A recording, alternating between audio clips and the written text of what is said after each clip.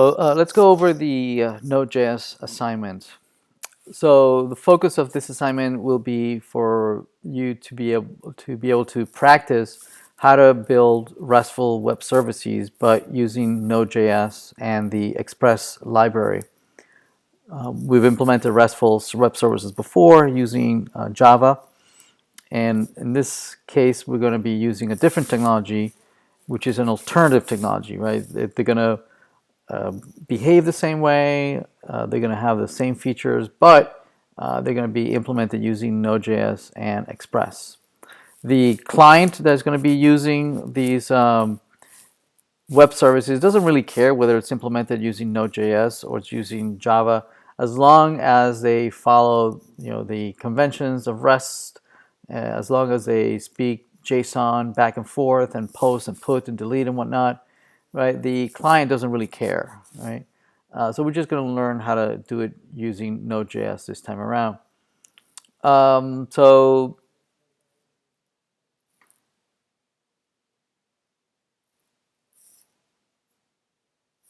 we're going to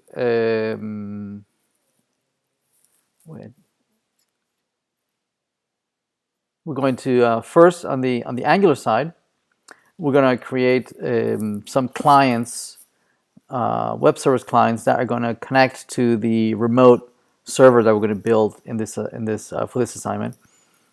And the user interface. Let me show you the user interface. The user interface is that for the course list, in the course list or course table, however you want to call it, it's going to show the courses. But now on the right hand side of each course, you're going to have a link that says quizzes. Could have been exams and whatnot or whatever. And right now, presumably, it's going to have each course would have a different set of quizzes, right? So if you click on quizzes, it'll go to the quizzes for that course. If you click on quizzes for the other one, it'll show a different set of quizzes. We're not going to be as complicated as that.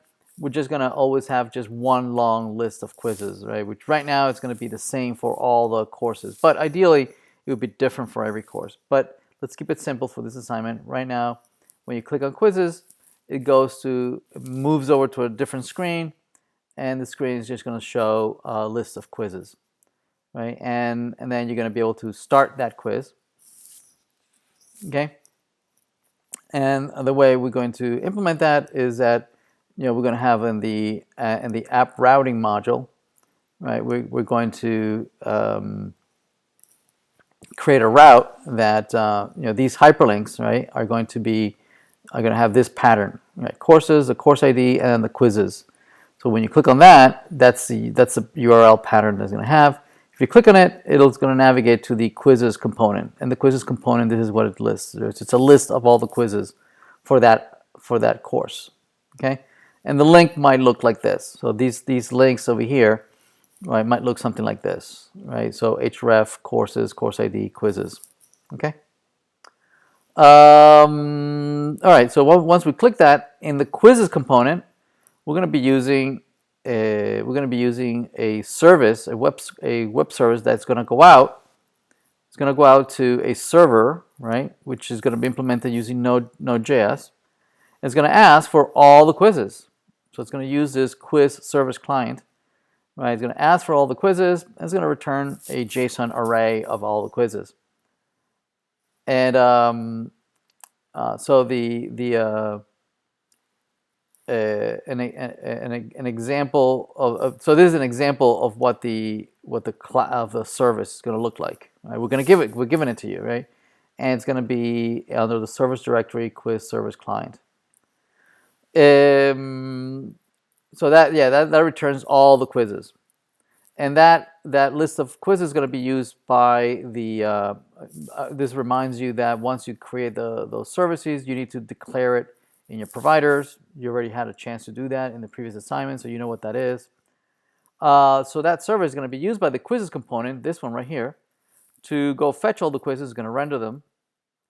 All right. It's going to render them. To fetch the quiz component, the quizzes component is going to use It's going to use the quiz service client, and it's going to go find all the quizzes and is going to copy them in a local array.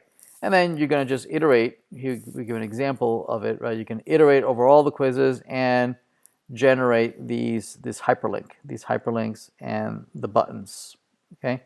If you click either on the hyperlink or the button, either one is the same. It navigates to that specific quiz, right? It navigates to that specific quiz. And now when you navigate to that quiz,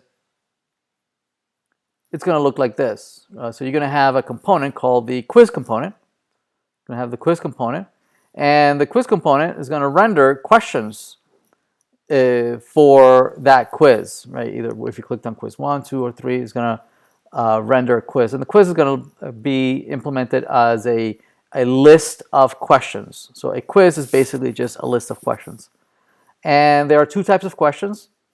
There's going to be a multiple choice question, and there's going to be a true-false question, right? So this is like the widgets, right, from previous assignments, where you iterate over a list of widgets and they render different types of widgets. Here, we're iterating over it, but instead of widgets, we have questions, and there are different types of questions, right? These hyperlinks, the quiz and the start, we're gonna use a different route. Where is it? The route. Yeah, there's the route. Right. So those hyperlinks are gonna have these hyperlinks over here, right? The quizzes and the start are gonna have these URL patterns, right? Which is gonna be courses, the name of the ID of the courses, quizzes, and then the ID of the quiz, right? And then it's going to map to the quiz component, which is right here. That's what the quiz component looks like. The quiz component is going to use the quiz to go fetch the questions for the quiz. Right? It's going to use a different service. It's a brand new service called Question Service Client. The Question Service Client is going to be is given to you at the beginning. The Question Service Client has the function, find questions for quiz, which is going to go out to the server and fetch the questions for a given quiz. And what it returns is an array of questions for that quiz. Okay. Notice both clients need to be added as providers. Once the component fetches the quiz, right, the questions for the quiz, it stores them in a local questions array, and then just iterates over the array of questions. As it iterates, right, in a UL, as it iterates over the questions, it uses a switch statement. This is new in Angular. It's going to look at the question type, based on the question type, right, it's going to either render the multiple choice question, or it's going to render the true-false question, right? This is similar when we did React, right, where you put in front of a component, you would put curly bracket, right, and the type, when the type is equal to this or that or the other, right, it renders different components. Yes. So same thing here, right? But the syntax is different, right? You have an ng switch, and then which compares a variable against multiple cases, right? And so if the case is multiple choice, then it renders this, right? This whole thing. Or if it's something else, right, it renders something else, right? So very similar idea, but the syntax is different.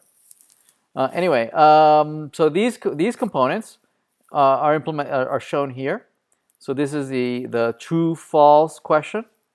The true-false question is rendered right here. There it is, and there's the multiple choice.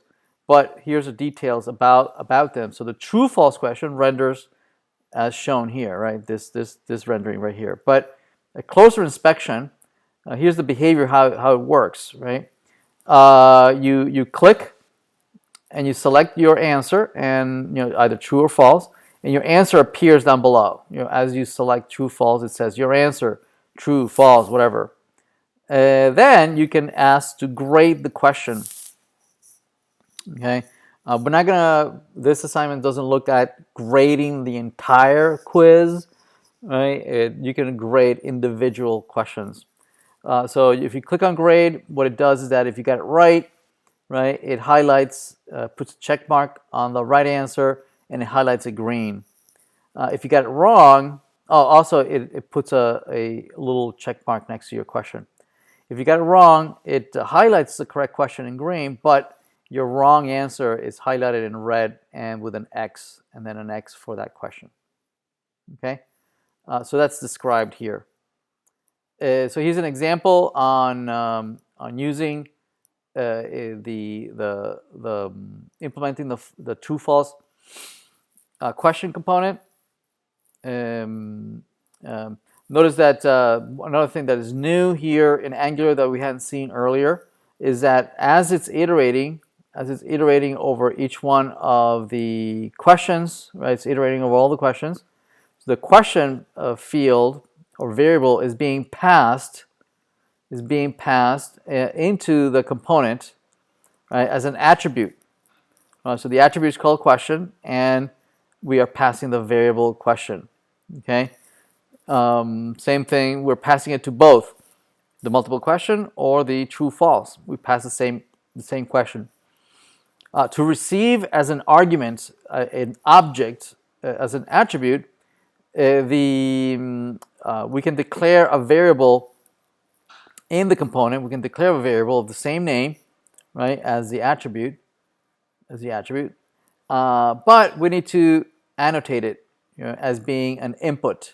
So meaning this is not going to be a state variable that we are that only has visibility in here in the class. It also has write capabilities that you can write to it from an outside scope, right, through an attribute. Okay, and the way you accomplish that is to annotate it as an input. We are initializing some initial attributes that we need for the question. Another thing here is that we are using Font Awesome. So I installed Font Awesome, and you can import the icons that you need, and the way you use them in your in HTML, right, is that you copy those constants, you copy them to local variables, and then you can refer to them in your HTML as for display. All right, so that's the true false. The multiple choice question is a variation of the true false question. The true false question can be thought of as a multiple choice question where you only have two choices, true and false, right?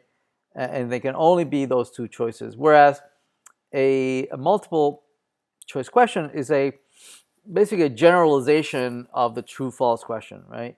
It renders as follows, right? By default, nothing is selected, and then you can click on it, and the values are mutually exclusive, right? So if you select one, it unselects all the others. Also, if you have many multiple questions in the same quiz, the radio buttons are independent of each other. So the set of input fields are independent of each other. All right, so if you select the value and you click on grade, if it's correct, it highlights a green. If you get a green check mark next to your question, green check mark next to your answer. Notice that it also renders your answer right there. If you got it wrong, right, it still highlights the right answer, but green, but it highlights the wrong answer red, the one you selected, right, and then displays the question as a failed question. Okay. All right, excellent. So that's yes. Oh, did you hear anything I've said?